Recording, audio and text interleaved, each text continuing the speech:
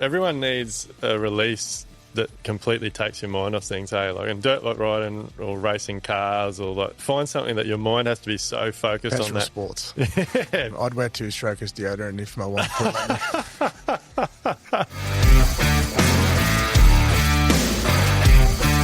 G'day guys, welcome back to another episode of Level Up. We are back in the shed this afternoon for another absolute cracker, and I'm really pumped about this one actually. Been looking forward to it. Had a lot of shit going on the last 2 weeks, and I woke up this morning pumped for this one because the guy that we've got here for you today is a cracking young bloke. He's come a hell of a long way in the last probably 8 to 10 months, and he's got a lot to offer us. I think you're going to get a lot of value out of this podcast. So he's a big Cronulla Shark supporter. He loves his dirt bikes. That's his stress relief. Likes music. Used to play the drums a little bit, but his dad's going to get the shits about that apparently. But his breakout is very similar to mine, travelling, family, camping and getting outdoors. And he's just told me, even just driving out to my place this afternoon from Brisbane, how much more chilled out he felt when he started getting out into the bush where I live. So massive warm welcome to Nathan from Newfound Building Solutions. How are you, mate? Good, mate. Thanks for having me here.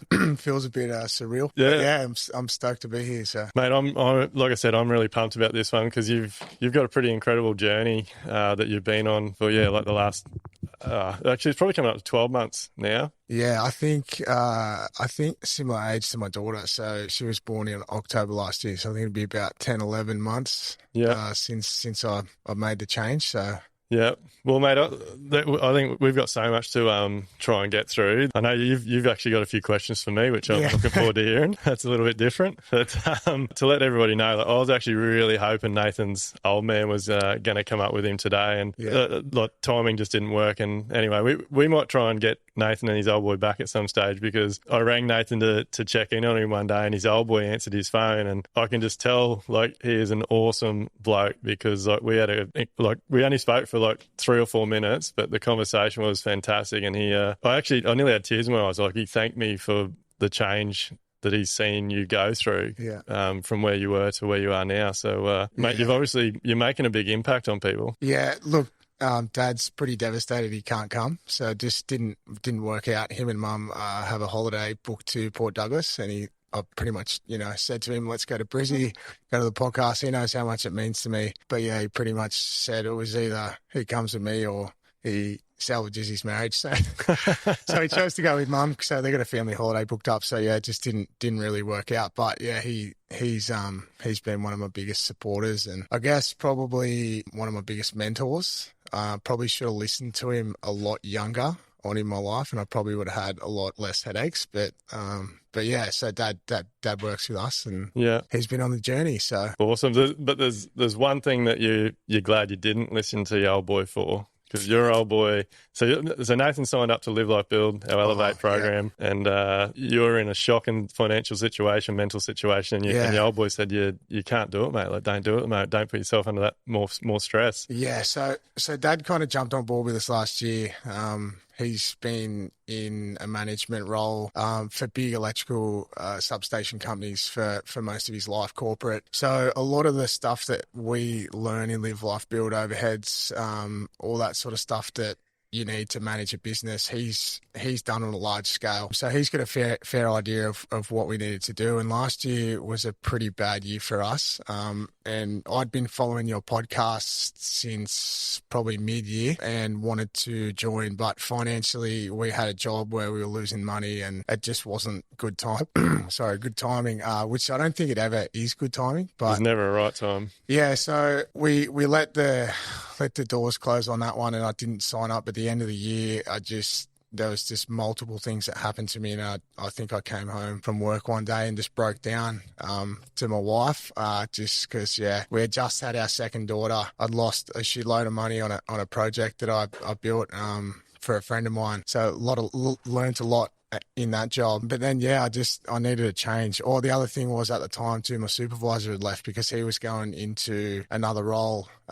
He wanted to get off the tools and go into insurance work. So I had all of this stress building up over a 6-month period, and then we just got to a point, and I was at breaking point, like I needed a change, and I just said to my dad, I said, I need to do this. I need to sign up. And he, from a business mind, was looking at the numbers, and he's like, you can't afford this. You can't do it. And I said, well, if I don't do this, like I don't know what I'm going to do. So yeah, it's pretty powerful. Like, yeah, I'll take my hat off to you for taking that leap and trusting, I guess, live like Bill. But you were just saying before we started recording, mate, that like, it's giving me goosebumps actually just sitting here talking to you, because like Shay and I had this grand plan to start this podcast and just start talking about what really happens in our industry, and it's just grown into a platform that's just allowing builders, tradies, designers, architects, like people in our industry to come and tell their stories, and it's resonating with so many people. And like you were just saying before, like you're literally listening to the podcast going like, fuck, I've dealt with that. I've been through that. I was addicted to it. I was listening to it, and the stories that the guests that you had, I could relate to it. So I just become obsessed, because everything that I heard, it was me, like it's like someone had a radio of my life being played back. So, but isn't it funny? Like reality is like, yeah, like I'd love to know, like personally, and I've said this a lot of time, like 80 to 90% of the building industry is the stories we tell. Yeah, like everybody. I was actually just thinking about this with something else I'm working on today, and some conversations I've been having. And it's funny because it doesn't matter whether it's a builder, a tradie, a chef, like hospitality, it doesn't matter what job you do, but generally you get into that job or that role, that position, whatever it is, because you have a passion for it, or you fall into it and then you start enjoying it or whatever. But no one is ever really taught. Like it doesn't matter what apprenticeship you're doing, what traineeship you're doing, what school you go to, like there's nothing that really sits you down and tells you the hard school of hard knocks. Like this is what's going to happen when you get into business. I think that was one of the factors that contributed to the way I was feeling, because all I ever wanted to do when I was at school, I was lucky. I knew I wanted to be a builder. It's all I ever wanted to do. So my path was clear. So in year 10, I probably wasn't ready, mature enough to leave. So Dad advised me to stay at school. So that's what I did, went to year 12. But I did all the subjects in year 11 and 12 that I wanted to do. I did computer-aided drafting as a select for my HSC. I did construction. I did woodwork. So I was able to tailor what I loved doing, which was building stuff with my hands. So when I went into building, I loved it. I became obsessed with it. I still am now. Yeah. But no one teaches you when you go out on your own that there's a lot more involved than just building. And I think that's been one of my biggest struggles. Yeah. And biggest challenges is transitioning from the guy that wears the nail bag and builds a house or builds whatever job we're doing to being in an office, running overheads, figuring out potential work, dealing with clients, dealing with money. That's the shit that I wasn't ready for. All your responsibilities, insurances, employing people. That's not fun. Like I don't like it. I go into our office for 2 days and I need to get out. Yeah. Like, and my wife and my dad will say that. Like they tell me to leave. They're like, you need to go outside, go on site, go and blow some steam. Yeah. Because I'm not wired to be sitting at a computer. Yeah. And it's a hard one, because if you want to run a trades-based business or a building business, like you have to learn or know that. Otherwise, you're just going to spend your entire career putting out fires, butting your head against the wall, losing your passion, coming home fucking frustrated every night, taking it out on your family. Like at the end of the day, like it's the running of a business, that stress that ends up separating a lot of families. Yeah, and that was me. Like I literally, my second daughter was born in October and I was just so mentally drained that, as I said, I came home and just bawled my eyes out to my wife. I didn't know what I was doing. Our relationship was being affected. It probably didn't help that both of our kids don't sleep. So we were on, half a week's sleep at best. So there was lots of factors that contributed to me getting to this point where I needed a change. Yeah. So, and Dad told me not to, and that's the biggest, thing that I hold against him now, because it's been the best thing that I've done. So I gave him shit. Like I only spoke to him for that 3 or 4 minutes, yeah. And I said to him, I go, Nathan told me you said not to sign up, and he's like, fuck, I'm glad he didn't listen to me. Like it's the best thing he's ever done. So look, I normally do try and listen to him, but I just knew inside of me I needed to do something. Then I think, like, I've got a mate of mine that's recently joined who's in a similar position. He's joined Live Life Build in a really tough mental spot right now. Same situation, runs his own building business, has 2 young kids, and he's mentally really drained. Yeah. And I said to him, you need to sign up, and there's never a right time for you to do that. And I just said to him, the worst case is you lose the money. I said, what's the other side if you don't do it? What's going to happen? Yeah. Your marriage is going to fall apart. Your family relationships are going to fall apart. And then you're going to lose the money anyway. Yeah. So you need to invest in yourself. And I know you say it a lot.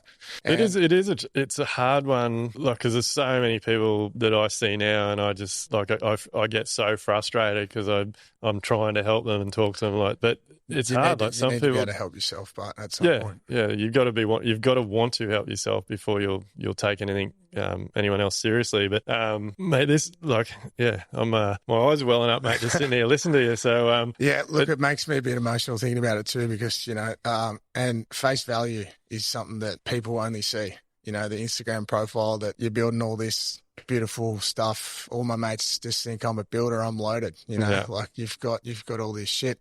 You're a builder. Like, you must be loaded. My mates just think I can have a day off here, just do whatever I want. This perception of the industry, because they don't understand what goes on behind closed doors. And I'm not sleeping at night because I've got a roof off, and I know that there's people living in there. And like, I haven't been paid because a bank has been holding out payments because they haven't sent out their assessor to assess it. But I wasn't told that because it's been going through a client. So that sort of stress they don't see. And that's one thing that I guess has always frustrated me a little bit, but they don't know. So, like, you're not even scratching the surface. Like, that's just one thing. You could go on it for days, but that's one thing that's always frustrated me. But I guess people don't know that, so I don't really get upset anymore when people say that shit. When my mates say that, you just do whatever you want. We'll be back after a quick break. Sorry to interrupt, guys, but we've got to thank our sponsors, because without them, we can't keep delivering you this incredible podcast. So massive shout out to DPS Constructions, Quoties, Live Life Build, and 44 Gallon Films. Make sure you go and check those guys out, support them so that we can keep delivering you this incredible podcast.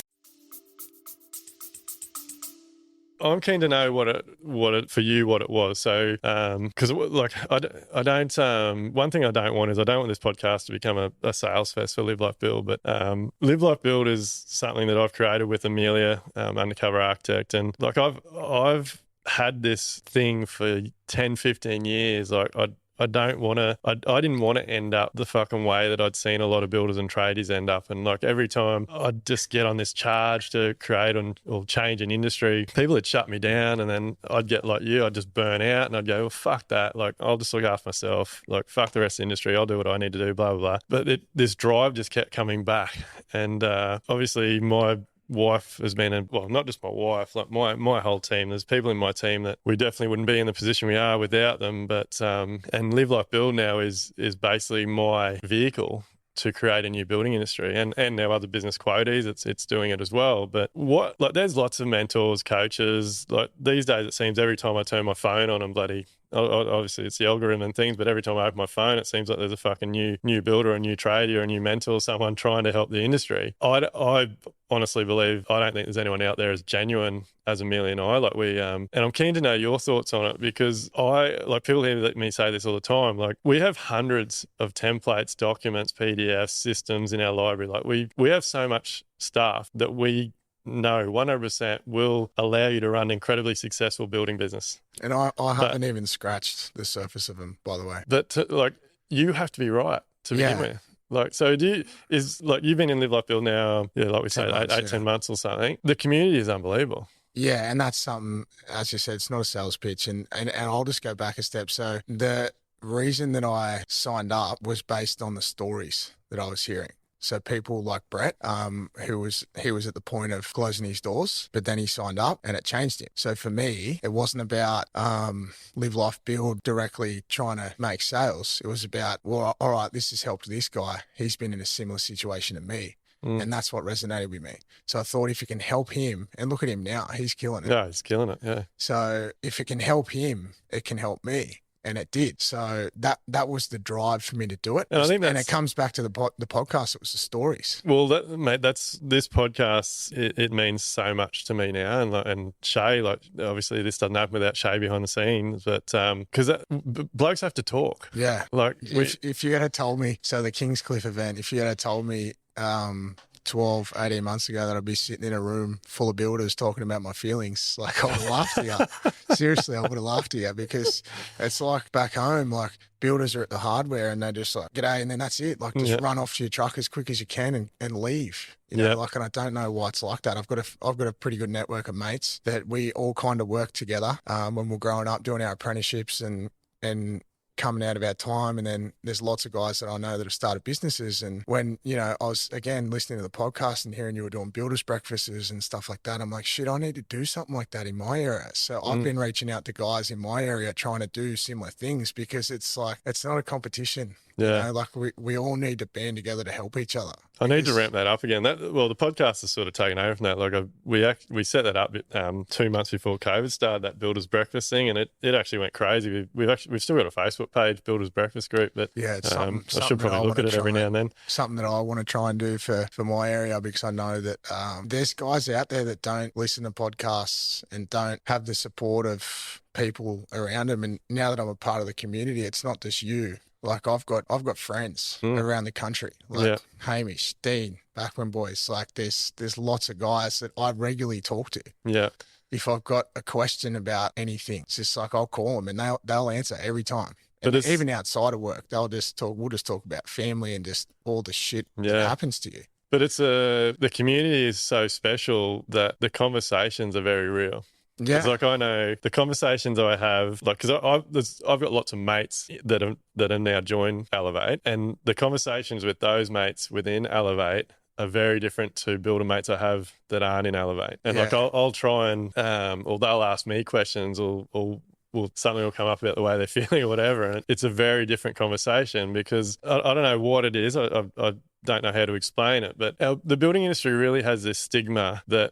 And it doesn't matter whether you're either a builder that feels like everyone else is going to try and take the work that you need to get and you just keep lowering your price to get the job. You're a tradie that is in a similar mindset. Like a lot of tradies will lower their price and do the similar things to what builders do. Or you're a client that doesn't understand everything involved and purely bases decisions on the bottom line on a piece of paper. Like our entire industry seems to be driven by the bottom line on a piece of paper, which...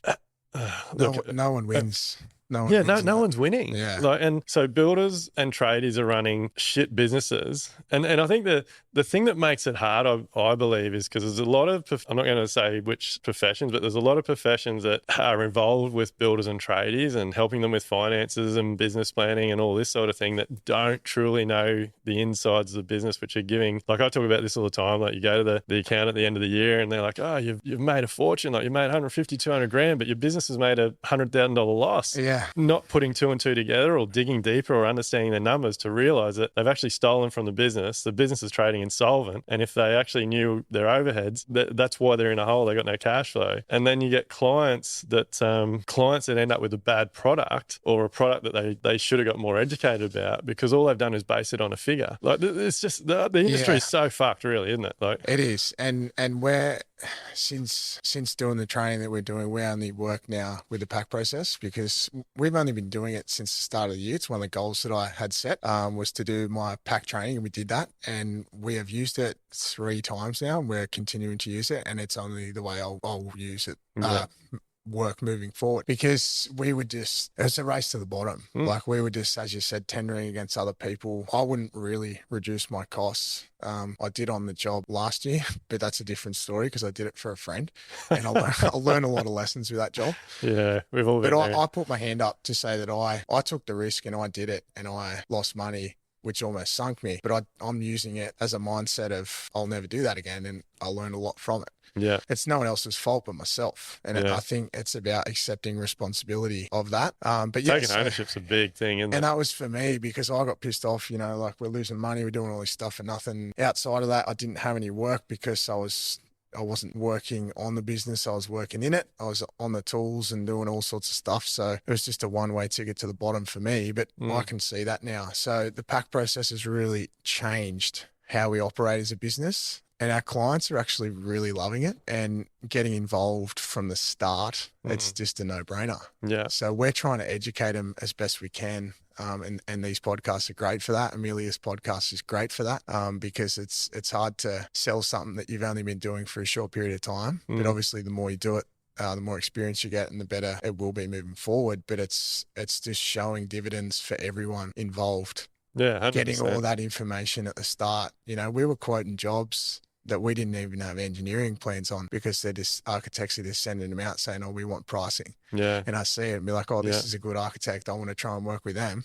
This is a good job down near the beach. I'd like that job. That'd be good exposure for us. Yeah. But it's what's the point? Like if you don't know anything and if you're not making money, like, or you're delivering a shit product, which is not what we would do, we would lose money. And that's what I think. Because we can't deliver a shit product. It's not in me. I think most of us do that. I know that's what I did for years. Like I was already losing money, but I would lose even more because I couldn't walk away from a job unless it was up to my standard. Yeah, look, and that just shows the sort of person you are, and I like to think that I am as well.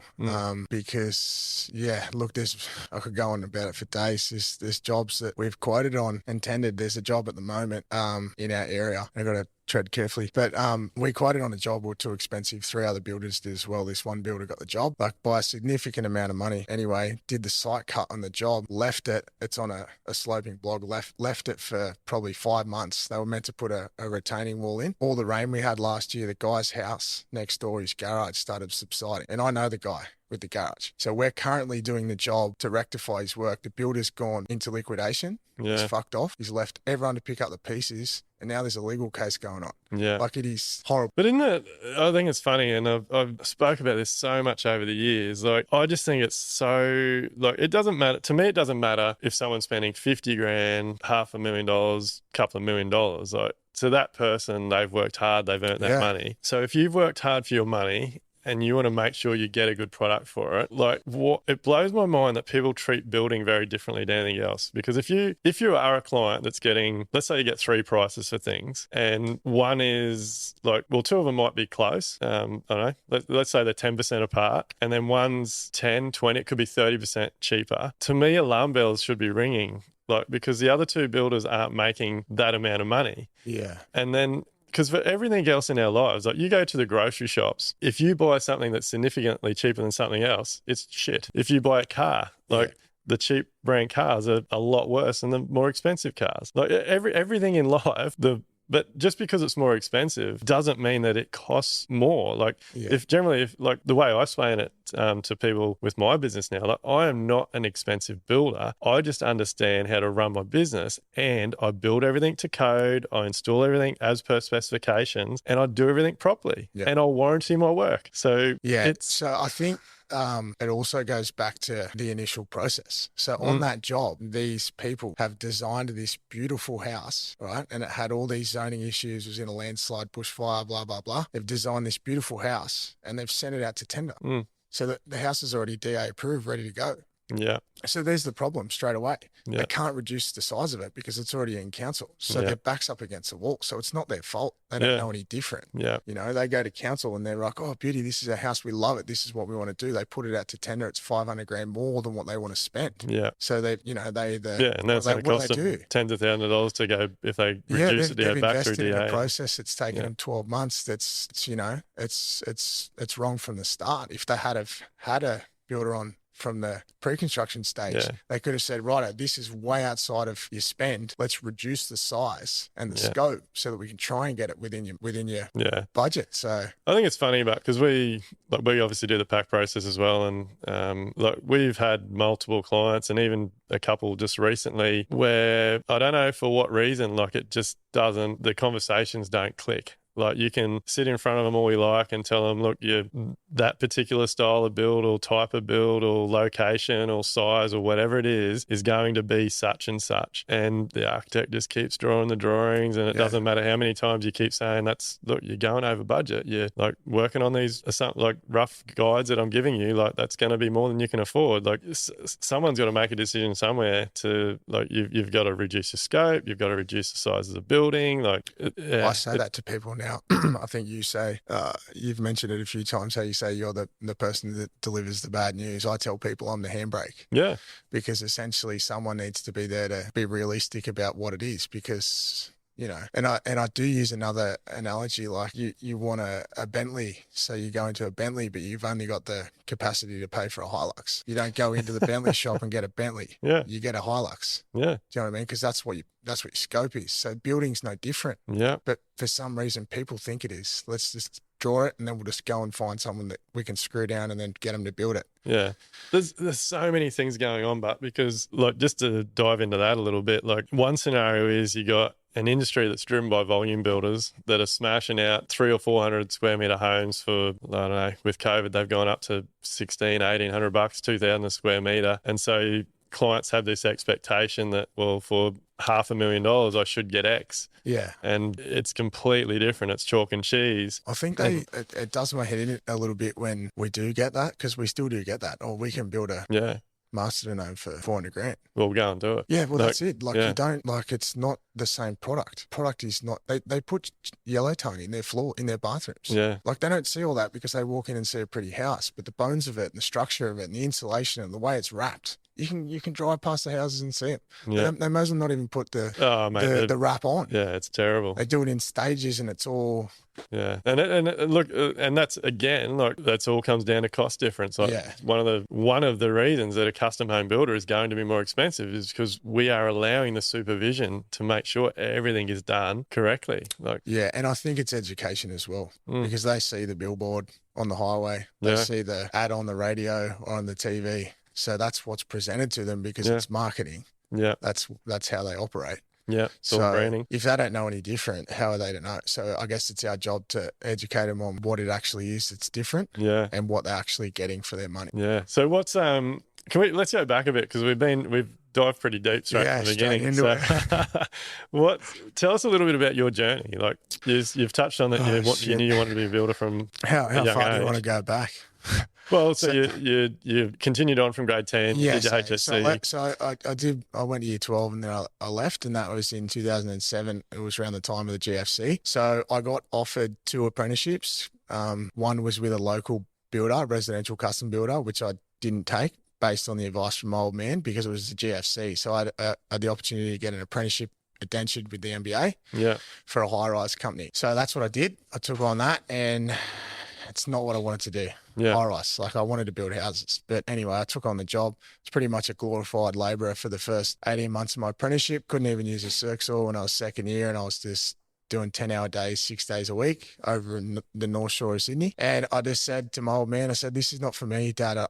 I'm not doing what I'm meant to be doing. Yeah. And he's like, well, and I'm not one to quit. I don't quit shit. Like I put my whole heart into it, but I knew that wasn't right for me. And I had a few discussions with the foremans and the site supervisors, and they said, literally, we're training you to do what we're doing, and that's manage trades. Like on high rises, that's what they do. So I was lucky I was indentured with the MBA. I spoke to them, got a transfer to a local builder who was really small. We used to do bathrooms, kitchens, decks, pergolas, that sort of stuff. So I saw out my time with him. And then I still wanted to learn, and he didn't have the capacity. Like he was a really good guy, but just wasn't doing the work I wanted to do. So I wanted to keep learning. So then I approached another local builder that was building big, homes from the ground up, custom homes. And a friend of mine worked for them, and I jumped on board. I think I went overseas for a little bit. Actually, I went over to Europe, and then I came back and I was working with them. Yeah. And then started doing my own work, like what most of the guys do. I started. So did it start with like you got offered a few cashes on weekends here and there? Doing work for the family. Like I built a barley hut for my parents around their pool and a big deck, and then like my uncle wanted something done, and it kind of just stemmed from that. And I left that builder to start subcontracting to another builder that I knew through multiple friends. So I was subcontracting for him, and then he kind of let me do a bit of my own work on the side. He was really good. He was a really good builder, and I guess empathetic as a person, because when I told the other guy I wanted to do my own work, he pretty much told me to fuck off. So, which I don't understand, because that's what we talked about earlier. Like, hard-ass old school builders. It's just like, what are you doing? Like, if one of my guys would say that to me and they still had the capacity to give us work, but they wanted to do their own work, I would let them do it. Like, why would you hold anyone back from that? Yeah. So then I did it, and then eventually got into pretty much starting Newfound, which was, I think we just had our 9th birthday, so I would have been probably 23 at the time. Yeah. And just went full guns blazing and just committed everything. So where to now? Like, you've obviously come such a long way in the last 10 months. Like, and you were saying, like, you haven't even really touched the sides yet. Like, so is more of your growth being personal rather than? I think so. Yeah, I changed my mindset and my health. One thing I love doing is riding dirt bikes, and when I'm not doing that, I can see how emotionally drained I am. Yeah. So it's one thing I try and do on the weekends. To blow off steam. But business-wise, we're really good. Our culture of our team is awesome.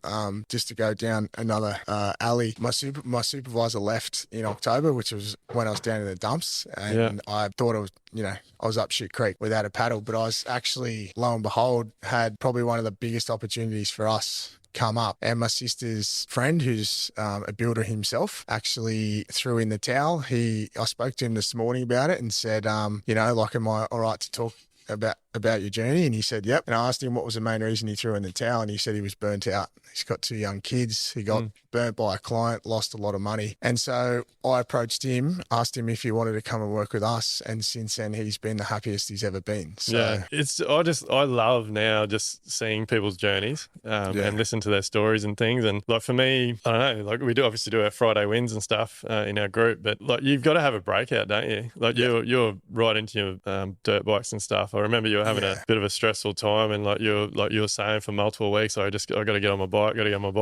And it calms me down. It sounds crazy. It calms me down, and I probably haven't ridden since Anzac Day this year. And my wife even said to me, she's like, "You need to go for a ride. Just go up for an hour up in the bush and just blow some smoke, blow some steam off." I did it on Friday, and I instantly felt better. And everyone needs a release that completely takes your mind off things, hey? Like, in dirt bike riding or racing cars, or like, find something that your mind has to be so focused on that. Sports. Petrol sports. Yeah. It's everything about it. Yeah. Camille thinks I'm crazy. I love the smell. I love everything about it. I'm the same. I'd wear 2-strokers deodorant if my wife would let me. Mate, I've joked about that for years. I'm like, if they sold that deodorant, I'd wear it.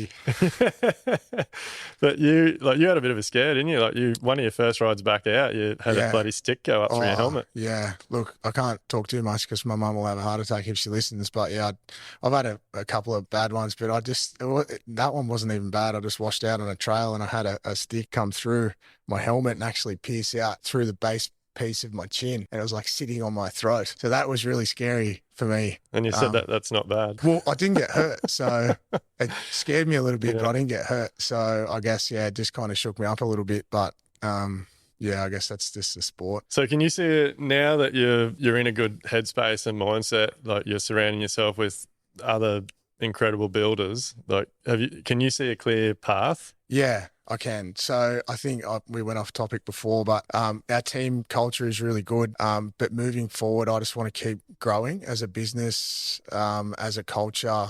And then I just want to keep learning. So I've enrolled with APA for the Certified Passive House Tradesman course because I want to learn more about that, because it's definitely an avenue I think that I want to look into at least and understand more. So yeah, we want to learn. We want to do the best work we can, and we want to grow. I don't want to be the biggest builder in our area. I just want to build good homes for good people. And that's essentially our mantra. Like, it's pretty simple. Do you think to get to that, like, attracting like-minded people to you is a reason you'll be successful? Like, finding people that like the camping, the outdoors, and like, you can have a conversation that's not just about work. Yeah, I think it's important to have a relationship, and obviously the early pre-construction meetings allow you to decipher whether or not you do have a connection with that person, because it is important. The clients we have at the moment, the house we're building, it's it's been one of the best builds that I've ever done. Like, again, there's a lot of stuff that we've changed. We now do weekly site meetings, which is something I never did. It was very sporadic and spur of the moment. And then, like, I would get pissed off if our clients couldn't turn up. But it was all different times. So again, it's me not taking responsibility for setting it in. So no organisation, no scheduling. We've been doing them every Wednesday since we started this job in March. And just to see the look on their faces, these clients, they're bringing their kids in, they're bringing us boxes of cookies and caramel slice, and we're almost at handover. We'll be at handover in, I think, 2.5 weeks. And they're stoked, and I'm stoked. So coming from where you've come from and now having, is that your first full job of weekly meetings? Yeah, first one. So you would be able to sit back and see, like, fuck, how many problems has this solved? Oh my God. Like, do you I can't believe how shit I was 12 months ago. Like our product was still good. We were still delivering good quality work, but just the systems, the online inquiry, like, fuck me, how much time that has saved us. Yeah. You know, Alex sends a template with that questionnaire if anything comes through online. And then I would just take phone calls. People just asking us, oh, what cladding are you using? Oh, what's that stone you got on the chimney? And I'd just talk to them for ages. I just wondered why I couldn't get anything done. But in your mind, you thought you were getting work. Yeah. Like, I've got to talk to everyone. This guy's calling me about the stone. Maybe we'll get a job. Like, so he doesn't care. But with those weekly site meetings, like, it takes so much anxiety away from a build, doesn't it? From a client's perspective, like, you don't get the random emails from clients wanting to know what's going on, or if something's been done, or can they come and have a look? Like, and they have said that to us, that he's like, they're a young family. And the owner has told me there's 5 of his friends that are building and none of them do that. And he said that. He's like, oh, he goes, no one does these weekly site meetings. Yeah. And I'm like, yeah, they probably want to hide the work that they're doing. Like, we want to show you. We want you to be a part of the journey. It's your house. Well, some of them, I'd put money on some of them, definitely want to hide what they're doing. But for a lot of them, it's that thing. Like, they think they're so snowed under, they don't have time, they're not organised, they don't have a job schedule. Like, I've been talking about this a lot lately because we've just done that big intake into Elevate, but like, organising those weekly site meetings. So like, it's part of our contractual obligations now. Like, we tell our clients, like, I don't know what it is, 14 or 16 things, but signing the contract, getting paid a deposit is not even really the most important thing for us. So do you list that in your contract? Yeah. Yeah, like we've got a list of, so it's like, sign the contract, pay a deposit, get all your Q leave, get your insurances, get the stamp plans, get your proof of funding, get your insurance cover for if it's a renovation on the existing part of the house. And one of our requirements is that they have to tell, like, we give them 3 times, they have to commit to the same time, same day, every week. So what happens when we do that is we then take that time, and so we tell our clients, we don't do a job schedule until the contract's signed, we've got the stamp plans, and then we say within 4 to 6 weeks you'll have a full job schedule. We put that same time, same day, every week into the job schedule. And then so what that allows us to do is we send a meeting invite out, the client's locked in. So like, I know so many builders and traders that will probably resonate with this, but if you're at a time on your job where you're like, oh, I need like, ring up the client, hey, I've got something I need you to look at, or there's something we need to discuss. Oh yeah, I can't meet that time, I'll have to get back, I'll have to check with the wife, comes back to you, oh no, we can't do that time, I'll have to come back to you. Like, you can waste 1, 2, 3 hours, half a day, even multiple days, backwards and forwards, phone calls, emails, text messages, just to lock in one meeting. If you're trying to do that half a dozen or a dozen times throughout a job, that is fucking one reason why you got no time, because you've just lost 80, 100 hours through the life of the job. And that's one job. If you've got multiple jobs on, you're doing that multiple times. Just run around like a turkey. But what you can do when you do that is you then schedule your project, and any crucial times, like say your tile set out walkthrough or your electrical rough-in walkthrough or whatever it may be, we schedule those meetings with our clients on the same time, same day. So we don't even have to check with the client. Like, we'll just send them an update, or they see the job schedule, and it might be, at next, or when I'm having a weekly meeting with them, I'll just say, hey, look, at next week's meeting, we're meeting the electrician. Like, make sure you have a review of the drawings, and we'll do a walkthrough. Like, I could go on for days about it. Like, that's what we've been doing as well. And because it's only a new process to us, I'm still learning, but I've found over this build that those selections have been less stressful for everyone. Yeah. Like, we can give them time. So if we do we're doing them every Wednesday morning, but we might not even be at waterproofing stage. And then we've already picked our PCs and our tiles. But then I could say to them before we do that, all right, well, we got waterproofing in 2 weeks time. We're going to then start tiling. Let's start to have a think about tile set out. Yeah. So then by the time they get to it, they've already got like a real indication of what they're after. Yeah. So they might just come through and we'll just literally hold the tiles and do a set out. They're like, oh, that's what I was thinking. the way I like to call it now, like I basically say it's a show and tell. Yeah. Like it's not really a psych meeting anymore. You're basically turning up to do a show and tell and show the clients what's going on. Bring the boys caramel slice. Oh, mate, look, it's like I said at the beginning, I take my hat off to you. You've come a long way. It is good to see that you're making some time for yourself and you've got a few things that you get a release from because like you've got heaps of shit going on like everyone. You're renovating your own home and all sorts of things. So life's busy. Reno in our house, 2 young kids. My wife works in the office 2 days a week, which we have our newborn baby, or she's not newborn, she's 9 months old, but she's been there since she was 3 weeks old. So we have a 3-week-old baby with us in our office 2 days a week, which is a stress in itself. But you've managed to not only turn your business around, but turn your life around in 9 months while you've had a newborn child. Yeah. Shit, like jobs that were up the shit when you first started turning things around. You had like you're right if I tell people about your situation when you start. So when I first, I think we'd messaged through Instagram a little bit. But then when we first, I don't know if you contacted me or something, or it might have been through, like when we had our first proper conversation about where you were at, like you'd taken out was it $100,000 overdraft to get yourself out of a hole because you'd lost shitloads of money on a job. Yeah.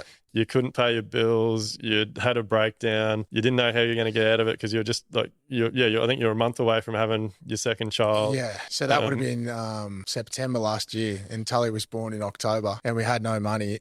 So I had to take $100,000 out just so I could pay the guys. So that's what situation we were in. Physically, financially, and emotionally, I was cooked. So we took the overdraft out, had to sell a heap of stuff, sold a van, sold a camp trailer, and pretty much invested what we could back into the business. And that was you, and myself, and that was the big thing. I had to change myself, and I was able to, I guess, changing my mindset was the biggest thing. So the money I didn't really care about because you can make it back. Well, hopefully you can make it back. But you have, So we managed to pay that off, and we're cash positive. So we have a direction and an understanding of where we went wrong, which is, I guess, the biggest thing. We're able to see what we did, know where we went wrong, and then know what not to do and what we need to do moving forward. Yeah. But you've managed to do all that. So the reason I'm sort of deep diving into this a bit, because I'm a big, there's no excuses, is there? Yeah. Like you have to commit, you have to be consistent, you have to take ownership. David Goggins is one for mental toughness, and I read his book and I guess resonated with that, and then all the other guys and podcasts that you've done of guys at breaking point, and I'm like, if these guys can do it, I can do it. And that's what I mean when I say I don't quit. I'll give it everything, and that's what I did. And we're able to turn it around, and we're not financially in a great position by any means, but we're not where we were 9 months ago, which is a start, probably cash neutral. We were cash negative, we're cash neutral, and hopefully by 9 months into the future, we'll be cash positive. Yeah. So you've got clear direction. You know your client now. You're onto your branding and your sales pitch. I can tell in myself when I'm not feeling right, which I think is really important, because not being able to identify when you are in those low points is potentially dangerous and may take you in those dark times. So I can see that in myself, and if I'm starting to get a little bit complacent or something like that, cold showers, I'll do it for 2 weeks. I'll stop drinking, and then I'll just be like, all right, you need to go and ride and let some steam out. Yeah. And if I do that, it works for me. And then I can literally see a change, like in the space of 14 days. It sounds fucking crazy. Yeah. But it works for me. And I know, I know that that's what works. So it's, have you seen your life and your business has changed, but have you seen a change in your family as well, your relationships with your partner? Yeah.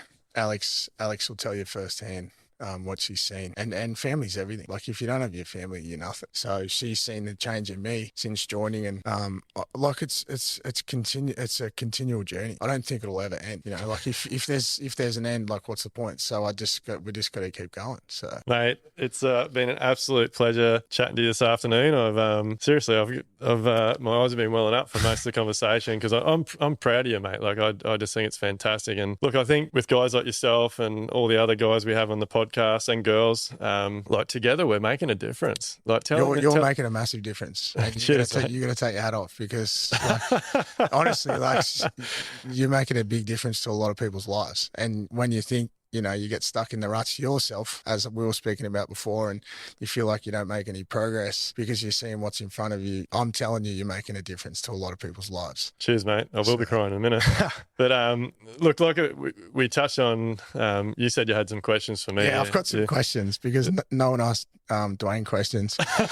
And I thought, well, I'm going to ask him some questions. All right. Well, let's get them out of the way before we wrap up. Yeah, I want to know, how do you manage wearing so many different hats? Mate, for me, it's a pretty easy one. I don't. Like, I cannot do what I do without the people around me. Like, it's as simple as that. Like, you'll hear me say this stuff all the time. Like, my wife is unbelievable. Like, we would not be where we are today without her and her experience, her knowledge, and everything that she sacrificed. And the women are honestly the backbones. Yeah, 100%. My wife's the same. I couldn't do it without her. Yeah, like I don't know. I couldn't even tell you. Yeah, and then, mate, I've got my accounts manager. She don't like being named or shown in videos and things, but she's been with me 17 years now. She's been another massive reason that all my businesses are where they are. Obviously, Live Like Build has got Amelia. She's a weapon. Yeah, Amelia's a weapon. Like we definitely like most business partners, like we butt heads over a few things here and there, but like overall, like we are where we are, and we're doing what we're doing because we work off each other's strengths. But in Live Like Build, like, it's not just Amelia. We've got an incredible team behind us now as well. There's a lot of females in that team. And like you said, like I believe females bring such another level to your business. Like, whether it's your partner, whether it's someone you have working in your business, or whatever it is, they're very powerful. I couldn't agree more. And one thing we're doing and we're trying to implement a bit more is getting Alex involved with our clients. She's a little bit intimidated, but when she meets them, she realizes it's not that bad, because I've seen the difference that a female can have on, I guess, the decisions and how a client would feel, because it's pretty intimidating to them going on a site full of, you know, builders. Yeah. So to have a woman there is something that I've seen firsthand has really helped them. Yeah. So that's been really good for us. Yeah. And mate, the other one is my supervisor and my team. Like, I definitely couldn't do what I do without, like, my supervisor is unbelievable. And my guys on site, my chippies, especially a couple of my lead chippies, like I love them to bits. Like, that's the simple answer, mate. I think that's the reason I like to really push that out there is I know so many builders because they don't understand their numbers, they don't have money in the business to employ other people. And I am 100% convinced that you will not ever run a good, sustainable, successful, profitable business on your own unless you're doing one project at a time and you're just poking along. Like, it's impossible. There is too much to do. Teamwork. It's got to be teamwork. Yeah, our culture's like that at the moment. It's funny, we took our boys out for dinner a few weeks ago, and they got a bit pissy, but they were all hugging and cuddling each other, and they pretty much all said we're like a family, and that's how we are. And that's one of the big reasons why I've been able to change as well, is because of my team. So that's been a big factor that I can't leave out. I couldn't do it without them. So no, you gotta have a team around you. All right, one more. What is your biggest advice for anyone who is in a similar situation or my shoes right now? Your shoes now or back 8 months ago? Like, I would say, whatever. Now, because what would your biggest advice be right now? Right at this moment, it would, for you, it's keep doing what you're doing. Like, mate, if you keep going on the path that you're going on for the last 8 months, and you're going to kill it. But for anybody that has listened to this podcast and is where you were, having breakdowns and not knowing where to go, you need to sit on the end of your bed and have a think about where you're at and why you're there, and take fucking ownership for it. Because like, at the end of the day, I used to blame everybody else. And it wasn't until I said, well, these clients act the way they do because of me. We got no money because I did this. We got no money because I don't understand. Like, it was all me. Like, my relationship with my wife shit because I don't put in any effort. Like, it was all me. Yeah. So sit on the end of your bed. It might be hard. You might fucking cry your eyes out, but you got to take ownership. Yeah. And I guess that's why I had to come up here, is because I needed the experience, because for me, this podcast started my journey, and I'm hoping that it helps someone else that was in a similar situation as me, like my mate I was talking about, but there's guaranteed to be a lot of other guys out there that are in the same situation, and I really hope it helps. And I'm happy to talk to anyone, just flick us a message. I'll call them any time. No, mate, look, I really appreciate your time. Nathan's flown up here today. Your story is fantastic. And look, reach out, Nathan, Newfound Building Solutions. If you like the podcast, like, subscribe, do all those awesome things so we can keep this thing going. And mate, really, really appreciate your time. Thanks. Thanks for having me. Are you ready to build smarter, live better, and enjoy life? Then head over to livelikebuild.com/elevate to get started.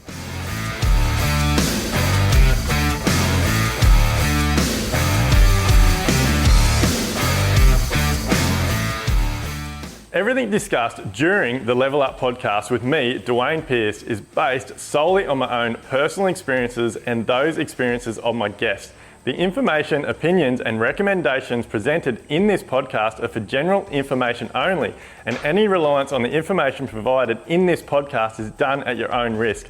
We recommend that you obtain your own professional advice in respect to the topics discussed during this podcast.